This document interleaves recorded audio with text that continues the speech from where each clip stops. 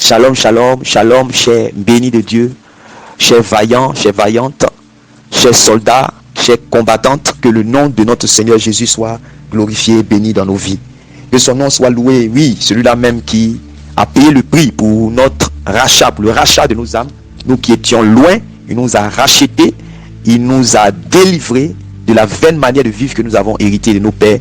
Et nous étions si loin, nous avons été rapprochés par son sang. Nous étions ennemis, nous sommes devenus des enfants adoptifs de Dieu et nous ne pouvons pas vivre réellement sans glorifier le nom de notre Seigneur Jésus. Oui, l'agneau qui était digne, le lion de la tribu de Juda, celui-là même qui était le seul. Vous voyez, quand l'apôtre Jean a eu la vision de l'Apocalypse, il est monté dans le ciel et il y avait le livre qui contenait le sort de l'humanité entre les mains de celui qui était assis sur le trône. Il tenait ce livre-là dans sa main droite et personne dans le ciel, sur la terre et sous la terre n'était digne de prendre le livre et d'ouvrir le sceau.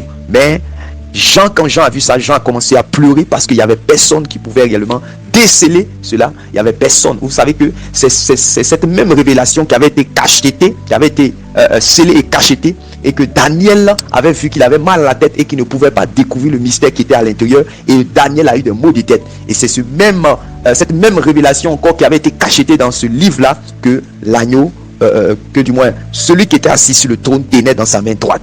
Et donc Jean voit cela. Jean aussi, après avoir vu les révélations, c'est-à-dire les choses qui concernaient l'église, voulait voir aussi les choses qui allaient arriver plus tard, afin de pouvoir avertir l'humanité de comment ils allaient se préparer pour rencontrer Dieu. Et Jean a commencé à pleurer parce que c'était scellé en dedans et en dehors, tout était cacheté. Et il a commencé à pleurer. Et l'ange qui était là à côté va lui dire: ne pleure pas, car l'agneau est digne d'ouvrir le livre, parce que c'est lui qui a vaincu. Il a triomphé. Il est le vainqueur des vainqueurs, le lion de la tribu de Juda, et il est digne de prendre le livre dans la main de celui qui est assis sur le trône et d'ouvrir le sceau, de déceler. Voilà pourquoi quand vous allez lire Apocalypse, le premier chapitre et le premier verset dit révélation du Seigneur Jésus-Christ, parce que c'est lui seul qui a triomphé pour ouvrir, c'est lui seul qui a vaincu pour ouvrir, c'est lui seul qui a combattu, et c'est lui seul qui est le victorieux. Alléluia. Et il est digne d'ouvrir. Il est digne d'ouvrir. Nous ne pouvons pas vivre sans célébrer ce nom qui nous a été donné sous le ciel, par lequel nous pouvons être sauvés. C'est lui qui est le chemin, la vérité et la vie, la porte des brebis, la bergerie et le berger à la fois. C'est le roi des rois, le Seigneur des seigneurs, le Fils de Dieu, le défenseur réellement des saints et le roi des rois. Nous ne pouvons pas vivre sans le louer, sans l'adorer, sans le servir. Par la grâce de Dieu, chers bien-aimés frères et sœurs, je veux partager avec vous une portion de la parole, parce que nous sommes à la fin des temps. Nous sommes à la fin des temps, et nous, en tant que serviteurs, notre rôle, la charge que nous avons reçue, le mandat, la commission que nous avons reçue de la part de Dieu le Père en son Fils Jésus-Christ, c'est de faire de toutes les nations des disciples, en les baptisant et ensuite en les enseignant à porter des fruits à la gloire de Dieu le Père, en les enseignant à marcher en obéissance aux préceptes de Dieu le Père. Alléluia. Afin qu'ils deviennent à l'image du Fils de Dieu. Alléluia. Et c'est ce à quoi nous sommes appelés. Nous sommes à la fin des temps, et le diable a oint des faux prophètes et des faux docteurs, afin non seulement il a dit qu'il a oint ces personnes afin de pouvoir détourner, perdre réellement les âmes, mais ça dit que ceux-là même qui ont déjà été rachetés et qui sont maintenant, qui font partie de la famille de Dieu, le diable a une autre mission encore, c'est-à-dire que d'aller détourner ces gens-là, ceux-là qui ont déjà échappé à sa main. Il a oint des faux docteurs et des faux pasteurs, afin qu'ils puissent aller dans le troupeau de Dieu et perdre réellement les âmes. Et c'est clairement écrit dans Actes chapitre 20. L'apôtre Paul avait ce discernement-là. Il avait compris ce discernement-là depuis longtemps. Ce n'est pas quelque chose de nouveau ce que nous sommes en train de voir. Vous voyez, je veux lire cette portion de la parole de Dieu. C'est dans Actes chapitre 20, le verset 26. Il dit: c'est pourquoi je vous le déclare solennellement aujourd'hui. Il parlait aux évêques. Je suis dégagé de toute responsabilité à votre égard. Si l'un de vous devait se perdre, ce ne serait pas de ma faute, car je vous ai vraiment annoncé tout le plan de Dieu, sans rien passer sous silence. Veillez donc sur vous-même et sur tout le troupeau de l'église que le Saint-Esprit a confié à votre surveillance. Comme de bons bergers, prenez soin de l'église de Dieu, cette église qui s'est acquise au prix de son sang. Je ne me fais pas d'illusions. Ouais, je ne me fais pas d'illusions. Dès que je ne serai plus là, des loups féroces se glisseront parmi vous et ils seront sans pitié pour le troupeau. De vos propres rangs surgiront des hommes qui essaieront de se faire des disciples personnels en employant un langage pervers. Soyez donc vigilants. Rappelez-vous que pendant 3 années, je n'ai cessé la nuit comme le jour de vous conseiller et de vous avertir un à un, parfois avec larmes. Vous voyez? Et il va dire ça. Quand vous allez lire encore dans 1 Timothée chapitre 4, il va dire que l'Esprit dit expressément que dans les derniers temps, certains abandonneront la foi, ils vont apostasier pour s'attacher à des esprits séducteurs, à des doctrines de démons. Vous voyez? Il va dire encore dans 2 Timothée chapitre 4, à partir du verset 4 jusqu'à 7, il va dire que les gens dans les derniers temps n'auront plus l'amour pour la vraie parole, le véritable évangile. Ils n'auront pas l'amour de cet évangile. Ils n'auront pas l'amour de la vérité. Ils vont se détourner de la vérité pour se faire eux-mêmes des propres docteurs. Voilà, des propres docteurs. Des propres docteurs qui vont leur prêcher des choses chimériques, en fait. Vous voyez? Donc nous sommes dans ces temps-là. Nous sommes dans ces temps-là.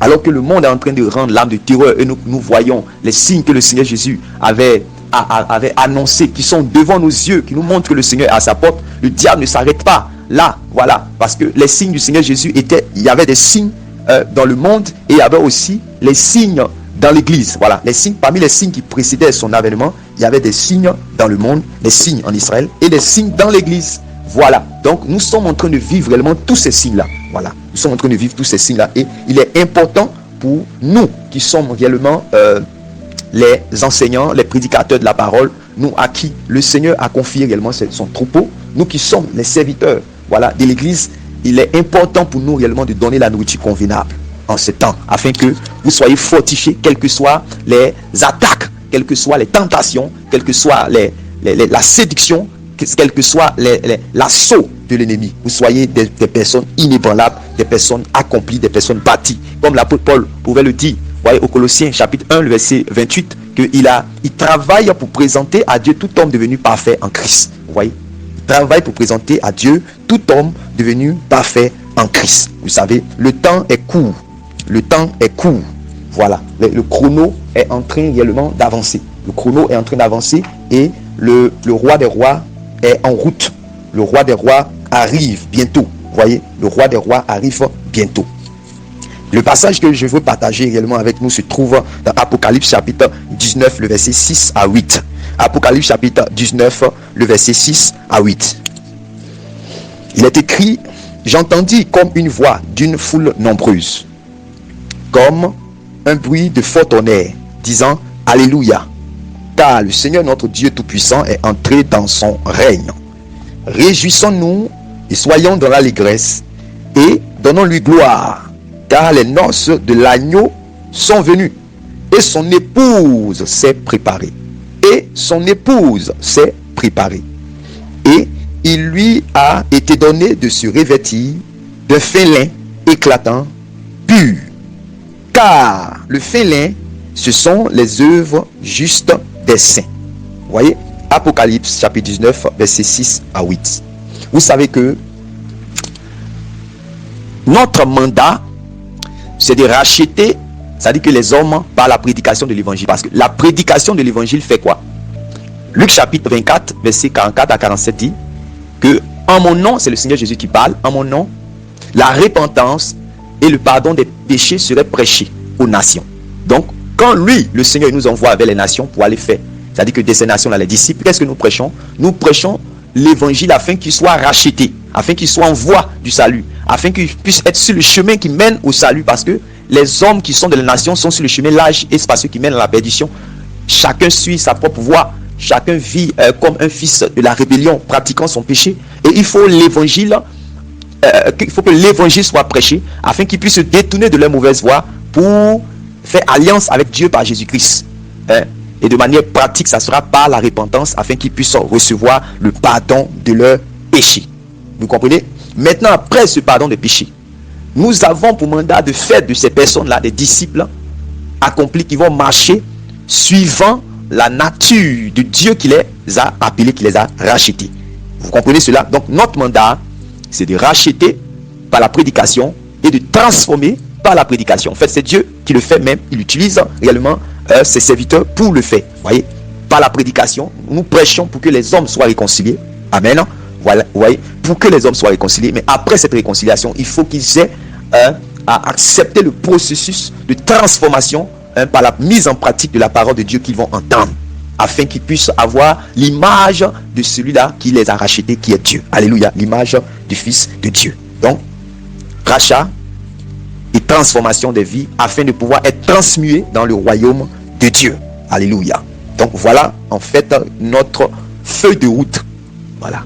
La feuille de route, le mandat, la commission de tout envoyé de Dieu en cette dernière heure. En ces temps qui précèdent l'avènement du Fils de Dieu, en fait, c'est cela. Voilà. Donc, le Seigneur Jésus a une épouse, qui est l'Église.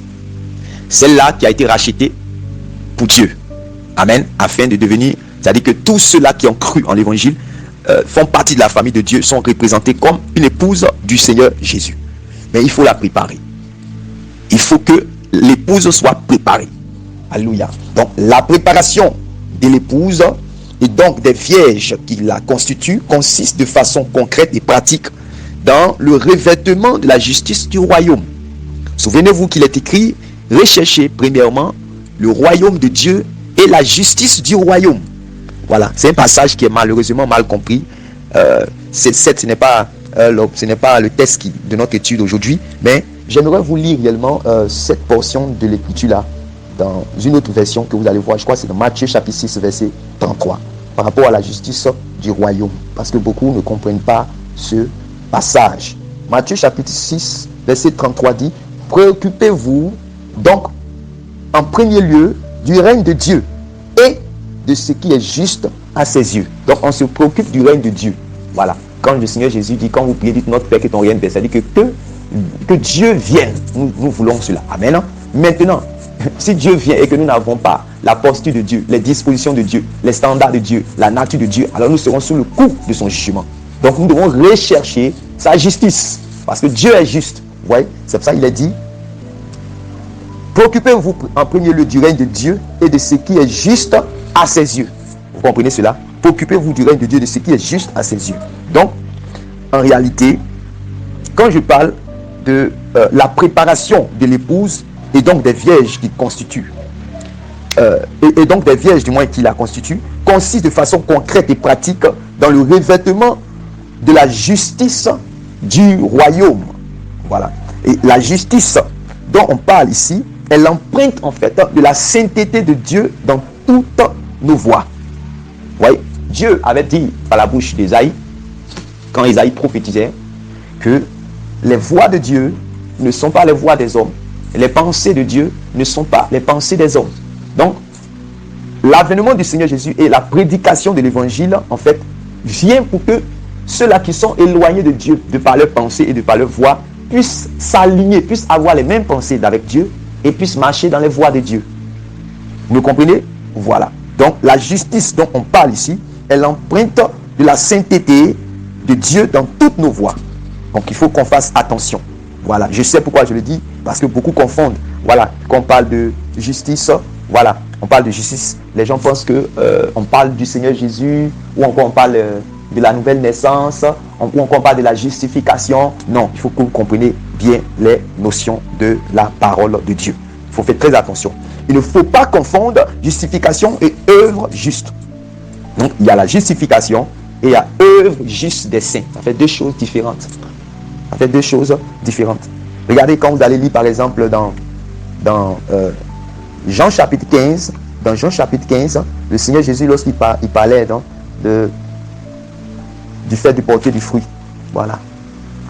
Il va dire dans Jean chapitre 15, le premier verset, il va dire: je suis le vrai plant de vigne et mon Père le vigneron. Tous mes sarments qui ne portent pas de fruits, ouais, tous mes sarments, ouais, mes sarments. Donc on peut être sarment de Christ sans porter des fruits. Donc, tous mes sarments qui ne portent pas de fruits, le vigneron les coupe. Et tous ceux qui en portent, il les taille pour les émonder afin qu'ils produisent un fruit plus abondant et de meilleure qualité. Vous comprenez? Voilà, je peux m'arrêter là. Sinon, quand vous continuez jusqu'au au verset 3, c'est clair là-bas. Je vous voulais même, on continue. Il dit, vous aussi, vous avez déjà été émondés et purifiés grâce à l'enseignement que je vous ai donné. Waouh. Demeurez en communion avec moi, je resterai uni à vous et j'agirai en vous. Un sarment ne saurait porter du fruit tout seul, sans demeurer attaché au cep. Il en est de même pour vous. Si vous ne restez pas unis à moi, vous ne pouvez porter aucun fruit. Vous voyez? Donc, il montre que les sarments peuvent être réellement, il dit tous mes sarments, tout sarment qui est en moi et qui ne porte pas de fruits. Donc, il est possible d'être un sarment de Christ sans porter des fruits. Et quand c'est comme ça, lorsque le vigneron vient, il coupe. Voilà. Donc, lorsque vous avez cru, lorsque nous avons cru, nous avons été greffés en fait à Christ. Vous pouvez lire cela dans Romains chapitre 11. Voilà, dans Romains chapitre 11, les nations ont été greffées par la foi. Donc, quand nous avons été greffés, c'est le symbole du rachat. Nous avons été rachetés. C'est le symbole de la justification. Nous avons été justifiés pour appeler Jésus Seigneur. Or, le Seigneur dira, ce n'est pas tous ceux qui m'appellent Seigneur, Seigneur qui seront sauvés. Et le Seigneur Jésus même s'est plaint pendant son ministère en disant, pourquoi m'appelez-vous Seigneur, Seigneur et ne faites-vous pas ce que je dis? Donc, c'est une autre chose. Sinon, c'est une bonne chose d'appeler Jésus Seigneur, mais c'est une très bonne chose de faire ce que son Seigneur a dit. Voilà. Parce que ça ne sert à rien, en fait, d'appeler Jésus Seigneur sans faire ce qu'il a dit. Parce que le Seigneur se trouve insatisfait de ce qu'on appelle Seigneur, c'est-à-dire qu'il n'est pas satisfait du simple fait qu'on l'appelle Seigneur sans faire ce qu'il dit. Voilà, ça n'a aucun sens. Vaut mieux même ne pas l'appeler Seigneur que de l'appeler Seigneur sans faire ce qu'il dit. Voilà. Parce qu'il se sentira inutile. Il ne va pas voir sa seigneurie dans notre vie. Alors qu'il n'est pas seulement que sauveur, il est sauveur et Seigneur. Vous voyez? Sauveur et Seigneur. Donc, attention, mes bien-aimés frères et sœurs, il ne faut pas confondre justification et œuvre juste. La justification, en fait, réfère à la rémission des péchés. Et ça, c'est un don gratuit. Vous pouvez lire cela dans Romains 3, 23, Ephésiens chapitre 2, 8. Voilà, la rémission des péchés. Ce n'est point par vos œuvres. Vous n'avez pas fait réellement d'effort pour croire. L'évangile seulement vous a été prêché et vous avez été convaincu de péché par le Saint-Esprit. Et quand vous avez reçu cette conviction, automatiquement, Dieu a fait son œuvre dans votre vie. Alléluia. Et c'est ainsi que vous avez été réellement poussé à regretter votre manière de vivre et vous avez abandonné réellement le monde pour embrasser Dieu, pour confesser le Seigneur Jésus-Christ. C'est la justification. Vous voyez? Voilà. C'est un don gratuit en Jésus-Christ. Mais les œuvres justes dont on vient de parler, les œuvres justes dont on parle dans Apocalypse chapitre 19, le verset 6 à 8. Les œuvres justes consistent à quoi? Les œuvres justes consistent dans l'application pratique des choses que le Seigneur nous a enseignées. L'application pratique des choses que le Seigneur nous a enseignées. Et elles découlent de notre obéissance à la parole qui nous a été prêchée. Voilà. Et notre obéissance à cette parole-là, en fait, c'est ça qui va nous sanctifier. Donc, je répète, les œuvres justes consistent dans l'application pratique des choses que le Seigneur nous a enseignées. Elles découlent donc de notre obéissance à la parole qui nous sanctifie le cas échéant. Si vous lisez, par exemple, dans Hébreux chapitre 5, le verset 7 à 8, je vais lire ça, Hébreux chapitre 5, le verset 7 à 8, nous voyons que le Seigneur sauve que les obéissants et il ne sauvera pas les désobéissants. Vous voyez? Je lis à partir du verset 8, il est écrit, quoique fils de Dieu, il a été obligé d'apprendre l'obéissance à l'école de la souffrance.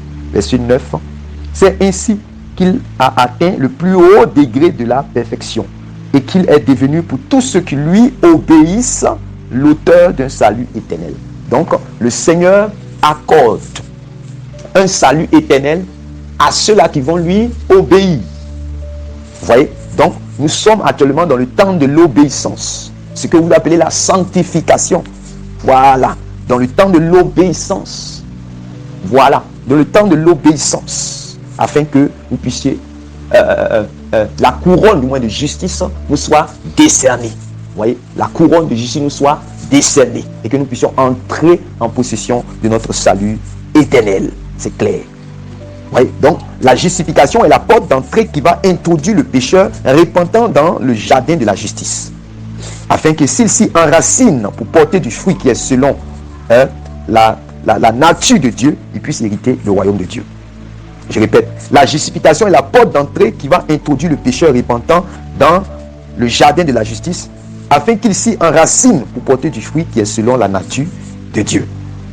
Voyez, après avoir obtenu miséricorde, quel serait donc réellement le challenge?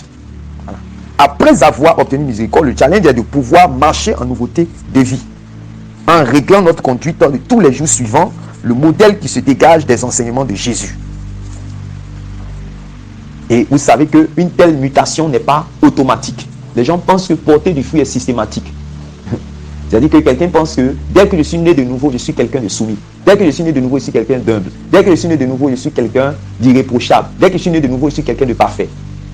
Or, le Seigneur veut que nous puissions tendre vers la perfection. Vous pouvez lire cela dans 1 Thessaloniciens chapitre 4, à partir du verset 1 jusqu'à 8. C'est clair là-bas. Voilà. C'est clair là-bas. Donc, les choses ne sont pas systématiques, les choses ne sont pas automatiques. C'est une culture, c'est un apprentissage. Et vous avez lu avec moi dans le passage des Hébreux, chapitre 5, à partir du verset 8 à 9, que nous avons lu. On dit le Seigneur a appris l'obéissance. Et si vous lisez Luc chapitre 2, verset 40 jusqu'à 52, on montre comment le Seigneur grandissait dans les voies de Dieu, grandissait en sagesse, en intelligence, et la faveur de Dieu était avec lui. Donc, c'est une culture. Ce n'est pas un don spirituel, un don d'humilité, un don de sainteté, un don de pureté de cœur, un don de quoi encore, d'humilité, un don de soumission, un don de pardon, voilà, un don de miséricorde. Non, ce n'est pas ça. C'est une culture. Il faut cultiver. C'est une manière de vivre. Vous voyez, c'est toute une course, c'est tout un combat. Voilà. Vous voyez, on n'a pas eu une conduite, un coup en même temps, comme je le dis. Voilà, ça a été un apprentissage. Un apprentissage. Donc nous sommes à cette école du Saint-Esprit. Et nous devons accepter réellement les cours dans la parole de Dieu. Et nous devons mettre en pratique les cours que nous recevons. Voilà, du Saint-Esprit. Donc après avoir obtenu miséricorde, le challenge est de pouvoir marcher en nouveauté de vie, en réglant notre conduite de tous les jours, suivant le modèle qui se dégage des enseignements de Jésus. Et les enseignements de Jésus sont contenus, vous pouvez voir dans les évangiles. Vous allez voir que le Seigneur Jésus va prêcher les béatitudes, il va prêcher les paraboles, il va prêcher les paroles prophétiques, il va prêcher aussi, même dans Apocalypse, vous allez voir les paroles directes du Seigneur. Ce sont des discours salutaires. Tout ce que le Seigneur Jésus a prêché dans la vie, voilà, ce sont des discours salutaires. C'est ce discours, cette saine doctrine-là qu'il va confier à ses apôtres pour prêcher dans les nations. Voilà, et les apôtres sont partis, ils ont donné le relais à nos pères qui nous ont précédés aujourd'hui. C'est nous, vraiment, qui devons continuer réellement le message du Seigneur Jésus tel qu'il a prêcher. D'ailleurs, celui que Dieu a envoyé ne dit pas ce qu'il veut. Voilà.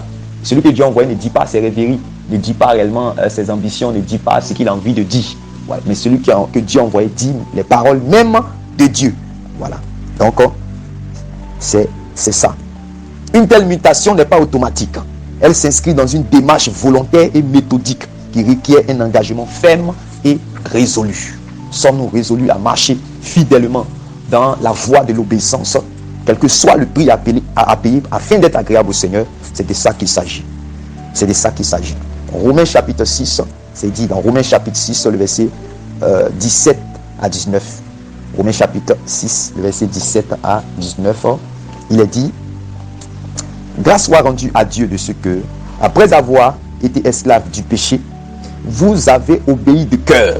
Vous avez obéi de cœur. Vous voyez, vous avez obéi de cœur. Donc, ce n'est pas au Seigneur Jésus ou encore au Saint-Esprit d'obéir à la parole de Dieu à notre place. Non.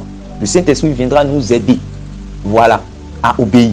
Mais notre responsabilité à nous, c'est d'obéir. Voilà. Le sang de Jésus ne va pas obéir. Non, le sang de Jésus vous rachète au Dieu. Mais c'est vous qui obéissez. Voilà. Vous soumettez votre volonté à la volonté de Dieu. Vous tuez votre volonté afin que, c'est-à-dire que vous prenez votre volonté et vous l'amenez à accomplir la volonté de Dieu. C'est une manière en fait de tuer sa volonté. Vous comprenez? C'est ça.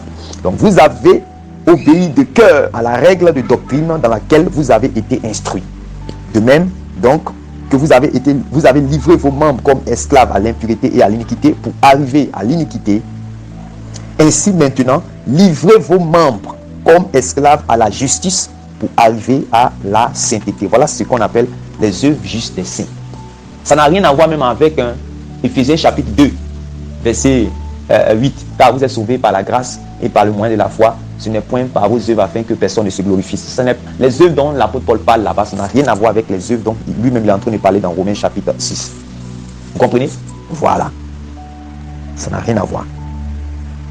Livrez vos membres comme esclaves à la justice. C'est-à-dire rechercher le royaume de Dieu et la justice du royaume. Donc, livrer ses membres comme esclaves à la justice pour arriver à la sainteté. Donc, on livre ses membres, on fait des efforts, pour pratiquer la justice afin d'arriver à la sainteté. C'est en cela que l'apôtre Pierre pourra dire, soyez saints comme votre Père est saint. Vous voyez? Voilà. Soyez saints, car il est écrit, Dieu est saint, vous aussi soyez saints. Il parlait à qui? À des chrétiens qui ont déjà été nettoyés par le sang de Jésus, mais il leur demande d'être saints. Comment? En pratiquant les œuvres de sainteté, les œuvres de justice, pour arriver à la sainteté. Romains chapitre 6, verset 17 à 19. C'est ainsi qu'une épouse avertie, avisée, se prépare. Donc, la robe de fin lin éclatant et pure que les vierges doivent s'appliquer à revêtir pour être prêtes à l'heure des noces est la sainteté dans toute notre conduite. Toute notre conduite. Sainteté, vous voyez, dans toute notre conduite. Au niveau de notre langage, au niveau de notre conduite, au niveau de notre habillement, au niveau de la sexualité, dans chaque aspect de notre vie. La sanctification doit réglementer chaque aspect de notre vie. Il faut avoir conscience de ce que l'adoption du standard de vie défini par la parole constitue l'objectif même de la marche en Jésus-Christ. C'est très important.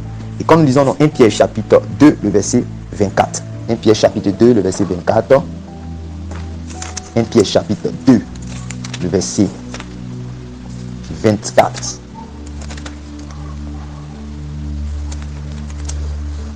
Il est écrit, il a pris sur lui nos péchés et les a portés dans son corps sur lui, sur le gibet, sur le bois, pour que nous soyons morts pour le péché et que nous puissions mener une vie juste. Waouh, c'est magnifique. On nous dit pourquoi le Seigneur Jésus est mort.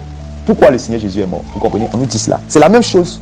C'est la même chose qui est écrit dans Éphésiens chapitre 2, verset 8 à 10. C'est la même chose. Voilà.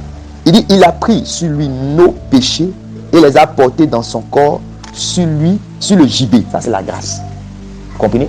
Maintenant, on dit, le but maintenant. Quel est le but de tout ça? Pour que nous soyons morts pour le péché et que nous puissions mener une vie juste. Oui, c'est par ces blessures que vous avez été guéris. Voilà. Donc, vous voyez cela? C'est très important.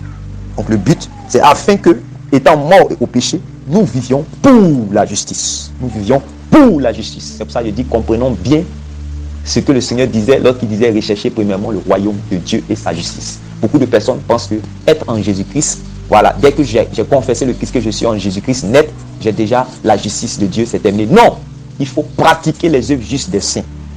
Voilà, c'est très important. L'apôtre Jean aura jugé salutaire de prendre sa plume pour avertir ceux qu'il appelait enfants du haut de sa double casquette d'ancien et de vieillard. Le doyen s'est fait fort de dénoncer une séduction qui avait déjà cours à cette époque et qui enseignait que la justice que nous devons revêtir ne dépend pas de notre conduite, mais de l'œuvre achevée de Christ dans laquelle il nous suffit de placer notre foi pour paraître invariablement juste devant le Père, quelles que soient nos œuvres. À ce propos, écoutons bien ce qu'il va déclarer. Dans 1 Jean chapitre 3, le verset 7 à 9, il va dire, enfants, que personne ne vous séduise. Celui qui pratique la justice est juste, comme lui-même est juste. Celui qui pratique le péché est du diable. Quiconque ne pratique pas la justice n'est pas de Dieu. Voilà, vous pouvez lire cela dans plusieurs versions si vous voulez. Donc, la pratique réfère à une application concrète.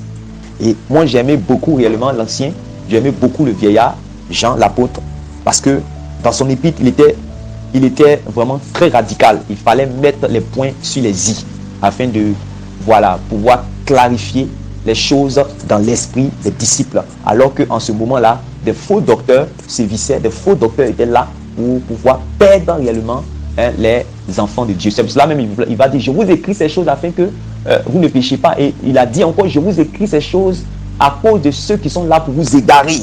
Voilà, pour que personne ne vous égare. Il avait dit cela. Pratiquer la justice, c'est appliquer l'enseignement du juste. Pratiquer la justice, c'est appliquer l'enseignement du juste. Il ne s'agit pas d'une disposition abstraite, mais d'œuvres manifestes qui font de nous des imitateurs de Christ. C'est là ce que le maître entend par garder ses œuvres lorsqu'il s'adresse à l'église de Thyatire en ces termes.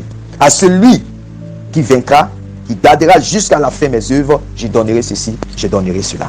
Voilà, il faut garder les œuvres du Seigneur.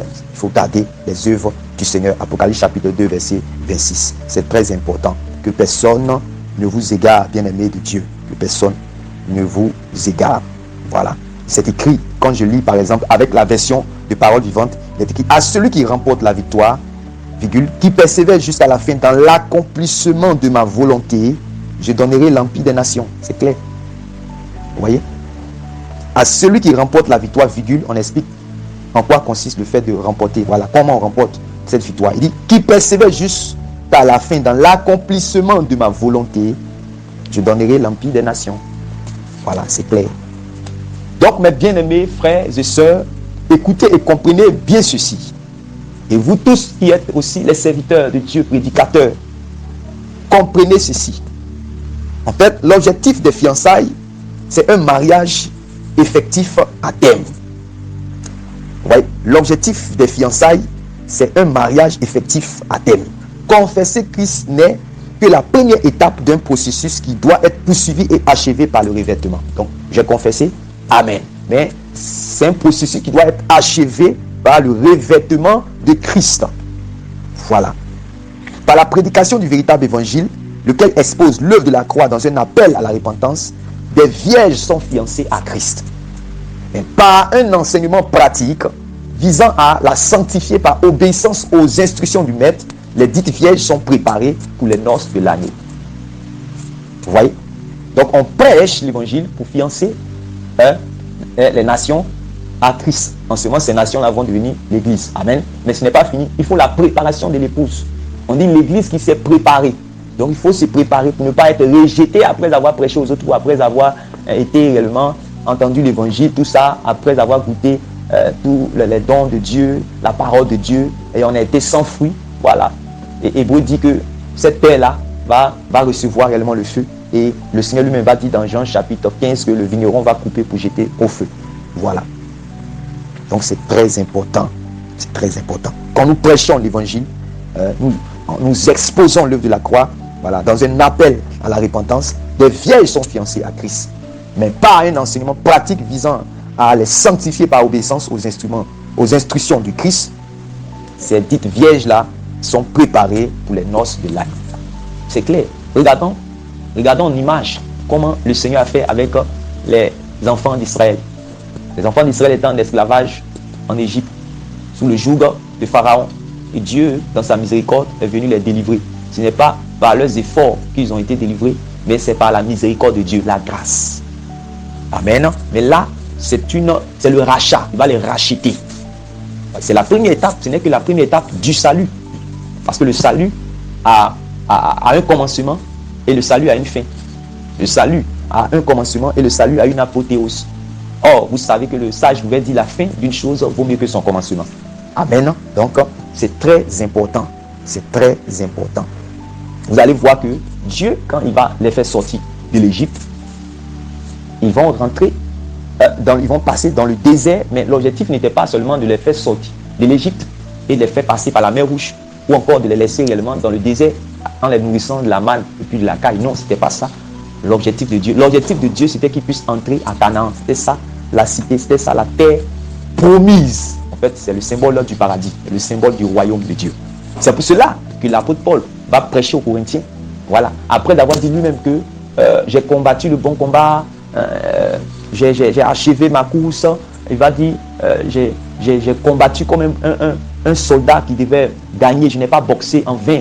J'ai couru. Voilà. Non pas pour remporter réellement une couronne qui se flétrit. Voilà, je sais boxer et je sais courir de sorte à pouvoir remporter. Et puis il va dire, je traite durement mon corps. Je tiens la chair assujettie de peur d'être rejeté après avoir prêché aux autres. Et vous allez voir que dans la suite, il va commencer maintenant à dire la même parole là qui nous a été, que vous entendez aujourd'hui, cette même parole aussi a été prêchée aussi. Voilà, cette même parole aussi a été prêchée à nos pères dans le désert. Il va dire, ne pensez pas que vous êtes le seul peuple racheté. Non. Les enfants d'Israël aussi ont été rachetés. Il va faire réellement un parallèle.